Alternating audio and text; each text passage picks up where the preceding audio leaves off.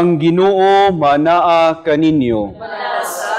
Ang santos nga ebanghelyo sumala ni San Lucas. Himayaon ikaw, O Ginoo. Si Jesus mingon sa iyang mga tinun-an. Aduna unyay mga ilhanan diha sa adlaw ug sa bulan ug sa kabituunan. Kawad-an sa paglaom ang mga nasod ug mga lisang sila sa dinaguok sa dagat ug sa nagpungasi nga mga balod. Panguyapan ang mga tao tungod sa kalisang, samtang magpaabot sila sa mahitabo sa tibuok kalibutan. Kayang mga planeta sa kawanangan, mutipas sa ilang naandang agianan.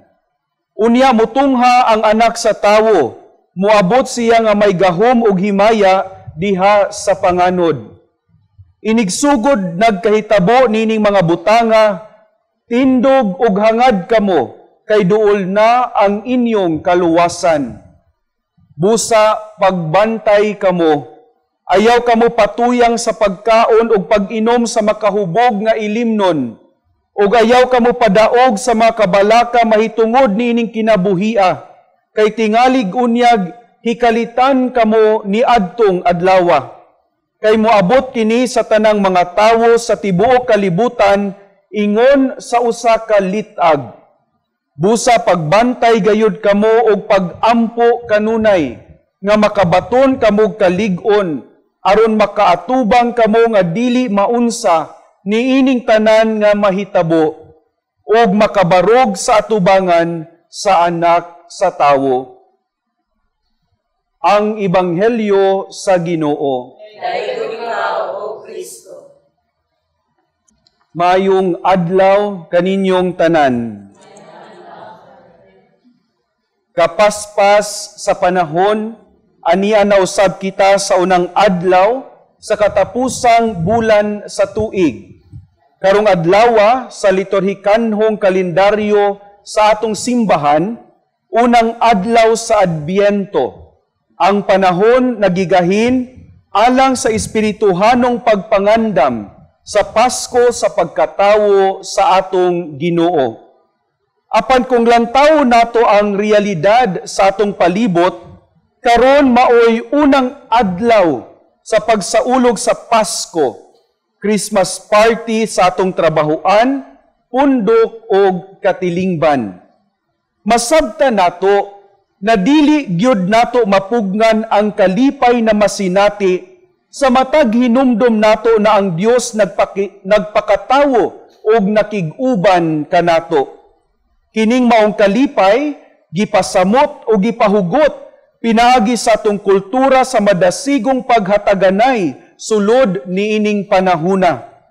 Apan dili unta nato makalimtan na kita isip mga Kristiyano, kita isip mga binunyagan, gitawag sa espirituhanong pagpangandam sa pag-abot sa ato ang Dios.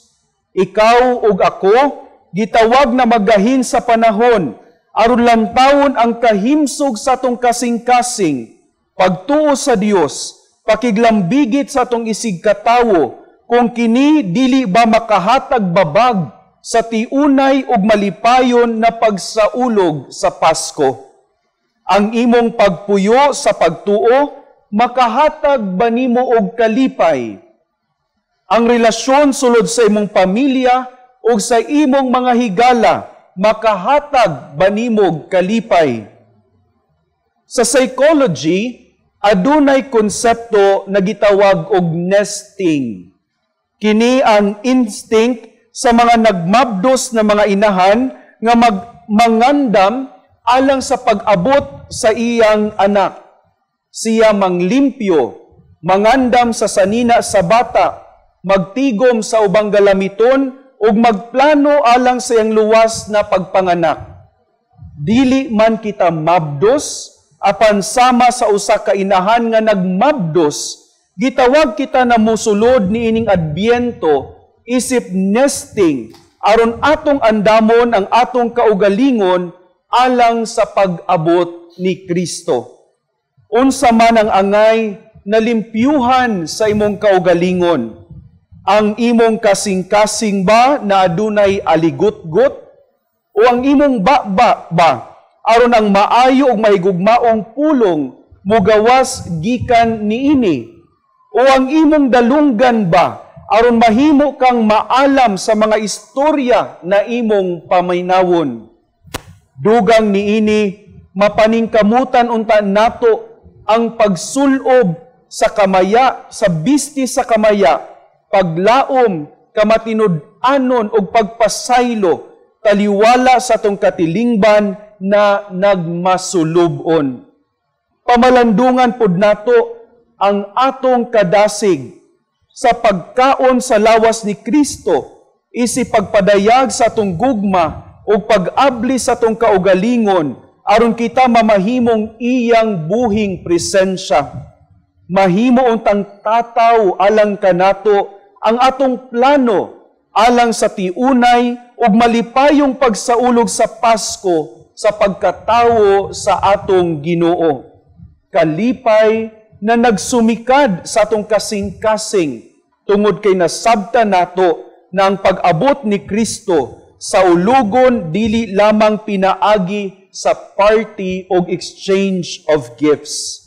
Makita unta nato na kini na mga pamaagi mamahimong mas bililhon kung kini bunga sa atong paningkamot na maandam ang puloy-ana ni Kristo sulod sa matag-usa kanato. Mapuy-an unta nato kini mga igsuon, hinaot pa unta.